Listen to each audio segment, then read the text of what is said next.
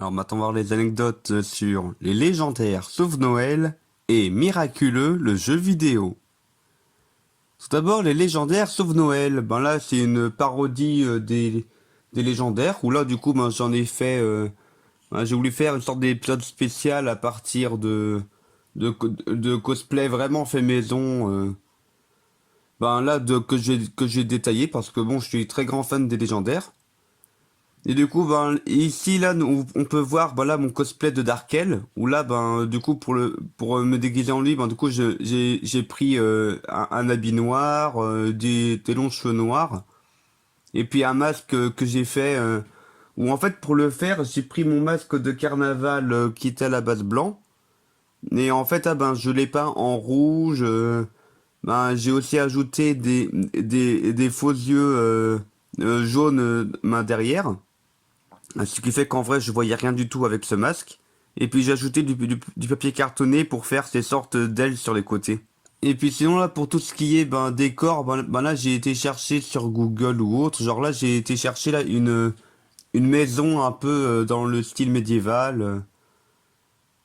Et j'ai aussi trouvé une police d'écriture qui ressemble à celle à celle utilisée pour le titre des légendaires. Genre avec de belles courbes comme ça.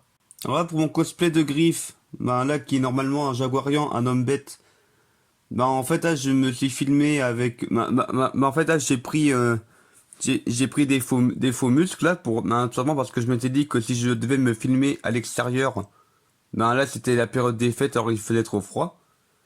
Et puis j'ai aussi et puis bon vu que de base il a la fourrure fourrure rousse.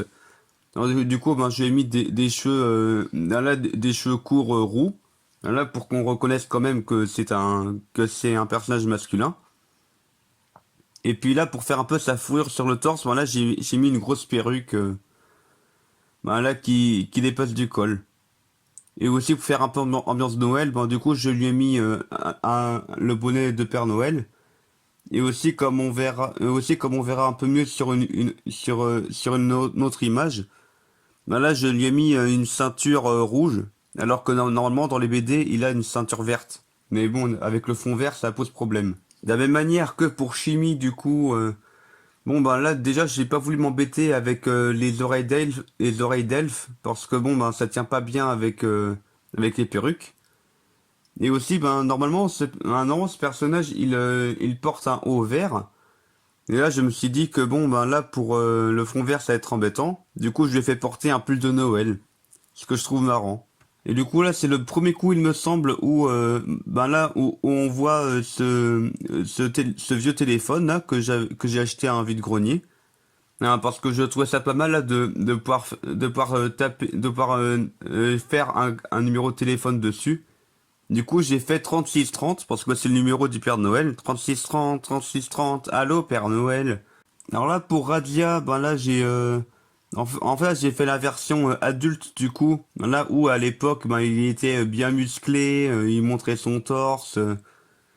Et puis, je lui ai aussi fait son sabre. Où là, du coup, pour son sabre, là, c'était un sabre de pirate que j'avais de base. Et puis là, en fin de compte, je l'ai un peu taillé pour faire une petite encoche. Et puis sinon, je l'ai peint en bleu, vert et blanc pour qu'il ressemble à son design dans les BD. Alors là, pour Jadina, là, au niveau du costume, je me suis dit que vu que c'est un peu une petite princesse, alors du coup, là, pour aller sortir dehors, elle prend un manteau de fourrure. Et sinon, j'ai aussi mis un petit morceau de tissu que j'ai fait tenir sous la perruque pour faire un peu comme le bandeau que la princesse Shadina porte. Et pour le bâton aigle, en fin de compte, c'est avec un bambou. Et maintenant, quand en fait, c'est basé sur un morceau sur un bout de bois, en fin de compte, que j'ai taillé. Et en fait, j'ai taillé et puis j'ai accroché une boule de polystyrène que j'ai peinte en verte à une extrémité. Et puis à l'autre, là, j'ai essayé de faire la forme du bâton aigle, là, dans des BD des légendaires, avec du papier carton que j'ai peint, en vert aussi. Du coup, ça fait que là, dès que j'étais devant le fond vert, on voyait pas le bâton aigle, parce que vert sur vert, ça marche pas. Alors là, pour le chevalier d'Anaël. Ben, du coup, là, du coup, au niveau du costume, ben, là, en fait, là, j'ai bricolé là, une sorte de cape capuchonnée, ben, à partir d'un vieux drap. Et puis, j'ai aussi fait un fourreau pour l'épée, ben, un là qui ressemble à peu près à qu'on peut voir dans les BD. Et pour l'épée, en fin de compte, j'ai pris ben, l'épée médiévale que j'avais de base, en plastique bien sûr, et puis je l'ai repeinte en rouge et en doré, parce que bon ben dans les BD c'est la fameuse épée d'or de Danaël.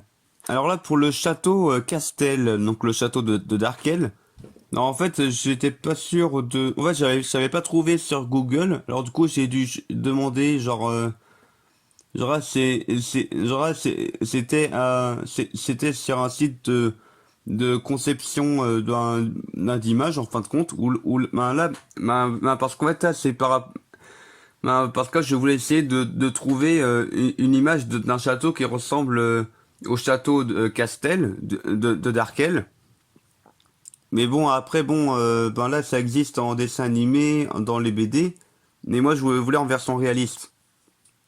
Alors bon, ben je trouve que le design n'est pas dégueu, quoi. Et là pour les parties un peu flashback là pour donner un peu de profondeur au personnage de Darkel, en fait là, j'ai utilisé des plans qui ont très bien pu être ceux que Galen il a vu. Donc Galen qui est devenu Darkel ensuite, genre la mort de ses proches. En fin de compte, ce qui explique comment est-ce qu'il a pu finir par être un méchant. Ce qui est d'ailleurs expliqué dans les chroniques de Darkel, qui n'est pas encore terminé à l'heure où je fais cette vidéo. Et j'ai aussi voulu faire une petite référence rigolote, à un squelette que l'on voit dans les légendaires le tome 5, Cœur du passé. Où en fait là c'est un prisonnier qui était resté attaché dans un cachot de Darkel. Et du coup bon ben, c'est pour ça que là j'ai réutilisé le squelette, hein. Et d'ailleurs là j'ai fait en sorte que avec le cadrage on ne voit pas que mes bras n'étaient pas du tout accrochés quoi. Donc là pour faire genre que le Père Noël il est attaché. Et d'ailleurs là pour quand il a été libéré le Père Noël, ben là j'ai juste fait un truc en mode hors champ, hein, parce que bon ça aurait été trop compliqué à faire étant donné que là pour le coup je jouais tous les rôles quoi. Alors là par rapport au cadeau de Noël, ben là je me suis dit que ça pourrait être marrant si en fin de compte la clé elfique que Danaël a dans les BD des légendaires ben, lui avait été donnée pour Noël justement. Alors que bon quand on a lu le cycle d'Anatos, ben, on sait bien que c'était un cadeau empoisonné. Alors pour Jadina, ben là je savais pas trop quoi lui donner comme cadeau, alors du coup je me suis dit bon ça peut être marrant une crème anti-rides, étant donné qu'elle est toujours un peu superficielle sur la beauté et tout vu que c'est une princesse. Alors Griff, je me suis dit bon ben c'est une sorte d'homme bête, alors une sorte de chat, alors hop une pelote de laine. Et bon j'en ai pas trouvé du coup ben j'ai fait une pelote de ficelle quoi. Alors pour chimie, je savais pas trop au départ, je pensais à un trèfle à quatre feuilles. Et après, je me suis dit, bon, ben, vu que, bon, ben, là, mettre ça dans une boîte, ça va être un peu chiant. Alors du coup, je me suis dit, bon, ben là, un flacon à bulles, quoi, que ça va être marrant. Ben là, en rapport avec le fait que ce soit un elfe élémentaire et que les bulles, c'est quoi? C'est de l'eau avec autre chose et de l'air. Ben voilà, ça fait les éléments, quoi. Et Radia, je me suis dit, bon, ben, il est gourmand. Alors, bon, ben, un cookie que j'ai mis dans la boîte. Et d'ailleurs, là, c'est vrai qu'on voit pas trop ici par rapport à la qualité d'image.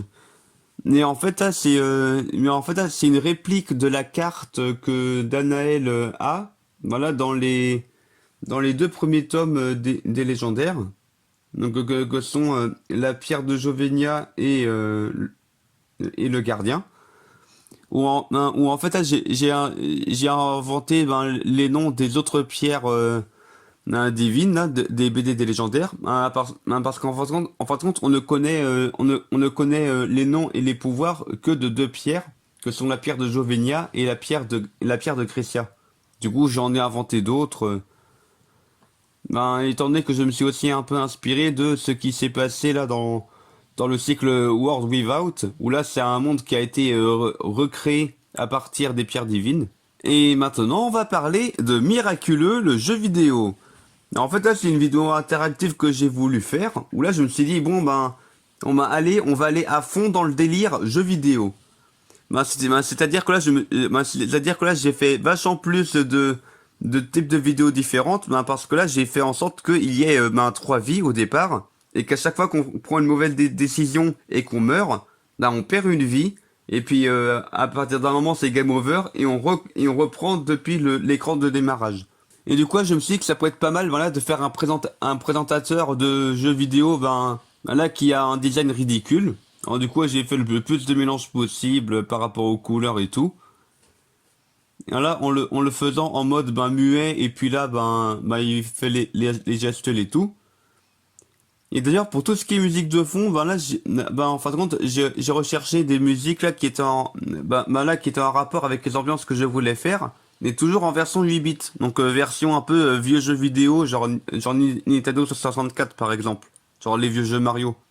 Et d'ailleurs, rien que le nom Miraculeux, le jeu vidéo, c'est parce qu'au départ, je m'étais dit, bon, ben ouais, ça pourrait être marrant. Ben, au départ, je m'étais dit, ouais, une parodie de Miraculous. Et après, je me suis dit, ouais, mais du coup, comment faire? Et après, je me suis dit, bon, ben, en fin de compte, Miraculous, c'est quoi? Ben là, c'est des personnages qui sont déguisés en animaux. Et du coup, ben, j'en ai fait le thème principal de la vidéo. Dans cette vidéo-là, je me suis amusé à bouger en mode un peu jeu vidéo, genre là, avec des gestes saccadés, en mode, ah, qu'est-ce que j'ai bien dormi! C'était marrant à faire. Et là, pour les personnages, du coup, en fin de compte, là, je me suis dit que là, que l'intrigue principale de l'histoire, ça pourrait être qu'il y a un personnage qui a perdu son costume, tout simplement, et que les autres, ben, vont l'aider. Et du coup là pour le poussin, en fin de compte au départ je m'étais dit, je m'étais dit bon je vais juste faire un poussin simple. Et après j'ai été chercher un accessoire pour lui donner un peu de personnalité. J'ai vu une cigarette, je me suis dit allez hop, ça va être. Et après je suis parti dans le délire en mode allez hop, bon bah là le poussin c'est, là c'est, en fait là c'est un russe fumeur. Genre lui il parle comme ça. J'ai trouvé ça marrant à faire, à imaginer genre un poussin qui fume et qui a l'accent russe. Et là, la cigale, qu'en fin de compte, j'ai fait jouer par ma petite sœur parce que bon, je me suis dit que ça pourrait être pas mal de voir plusieurs personnages en même temps pour un peu plus d'interaction entre les personnages. Et du coup, c'est marrant parce que à chaque fois qu'on jouait tous les deux, en fin de compte, en fin de compte, je lui disais dans les grandes lignes ce qui se passait, et puis c'est moi qui faisais tout. Et en fait là là là j'avais écrit dans le script entre guillemets que en gros là c'était là dans le magasin d'armes là le poussin fait tomber une bombe qui explose et du coup j'ai été chercher et du coup je me suis demandé ouais mais qu'est-ce qui ressemble à une bombe à peu près et que je pourrais le laisser tomber. Du coup j'ai pris cette grosse boîte hein. Attends, étant donné qu'en fin de compte ce plan là là on peut bien voir que c'est un plan inversé. C'est tout simplement pour une histoire de champ contre champ par rapport à l'autre personnage. Et en fait, je m'étais dit que ça pourrait être pas mal si la scène de flashback là pourrait expliquer bon qu'est-ce qui s'est passé dans la journée. Et était en pixels un peu comme les vieux jeux vidéo avec des rythmes saccadés toujours et surtout avec un plan et surtout avec un point de vue un point de vue subjectif en mode c'est un personnage en mode on voit tout comme le personnage a vu sa journée quoi. Ouais et puis là je me suis amusé là par rapport aux gestes saccadés là en montant l'escalier j'ai monté comme un personnage de jeu vidéo là c'était marrant. Et en fait cette vidéo là c'est la toute première dans laquelle j'ai utilisé une combinaison verte que j'ai eue pour Noël. Où en fait là c'est une combinaison intégrale un peu comme la combinaison beige que j'ai et que j'ai utilisée pour faire Kylian en la rembourrant. Du coup là en fin de compte c'est pour me rendre invisible. Même si là pour le coup en fin de compte je m'étais pas filmé sur fond vert pour ce personnage là pour ces plans là. Et du coup ça fait qu'en fait on me voyait un peu genre déjà je fais de l'ombre et tout. Et bon ça fait un bon effet genre là je suis un peu comme un fantôme quoi. Ben, parce que là, je m'étais dit que ça pourrait être marrant si c'est genre, bon, ben, le fantôme, bon, ben, le costume a pris vie. J'ai trouvé ça absurde, alors c'était ben, et marrant. Et en fait, là, par rapport au personnage là, dans la forêt, ben, je m'étais dit que ça pourrait être marrant si, là, de les faire avancer en surplace, là, en mode, ben, on est en haut, en bas, en haut, en bas. Là, de manière saccadée, toujours, c'était marrant à faire. Et du coup, sur ce point-là, on ne me voit pas, mais je suis présence. En effet, je tiens le squelette pour le faire tomber. Là, pour faire juste un petit truc game over. Et en fait, je me suis filmé sur fond vert, en portant entièrement la combinaison verte. Et puis là, j'ai tenu à bout de bras le squelette et je l'ai laissé tomber. Du coup, ça a fait cet effet-là sympa. Et puis là, je me suis aussi dit que ça pourrait être marrant, là, de faire dans cette vidéo-là une référence par rapport au costume d'Anne, au conseil de Kikilan, genre là, en faisant chanter un personnage, c'est les conseils de Kikilan. Je trouve ça marrant à faire. Et aussi lui faire porter le costume juste, juste en le touchant au sol et hop, elle porte le costume pour faire vraiment comme dans les jeux vidéo. Et j'ai aussi trouvé ça marrant, là, le fait de temporiser, la préparation pour la bagarre, en faisant les personnages qui sont prêts, là, pendant pas mal de secondes. Et en fait, si c'est un peu long quand même, c'est parce qu'au départ, je m'étais dit, ouais, peut-être que si la vidéo dure moins d'une minute, je pourrais pas faire en vidéo interactive, genre avec les choix à la fin. Et en fin de compte, à partir de 20 secondes, on peut faire une vidéo interactive. Alors, si j'en fais une future vidéo interactive, je ferai moins long. Et là, pour le costume d'Anne, je me suis dit que ça pourrait être vraiment trop marrant si c'est genre, le costume d'Anne s'attaque au personnage. Genre là, il y en a un qui se fait bouffer par par la tête du costume. Et les deux autres qui se font étrangler par le reste du costume qui a été, là, qui s'est jeté sur eux. Je trouve ça vraiment trop marrant à imaginer. Et du coup, pour le générique de fin, là, je me suis dit que bon, ça peut être pas mal, là, de montrer chaque personnage en version pixelisée pour faire comme dans les jeux vidéo. Et voilà, c'est tout pour cette vidéo anecdote.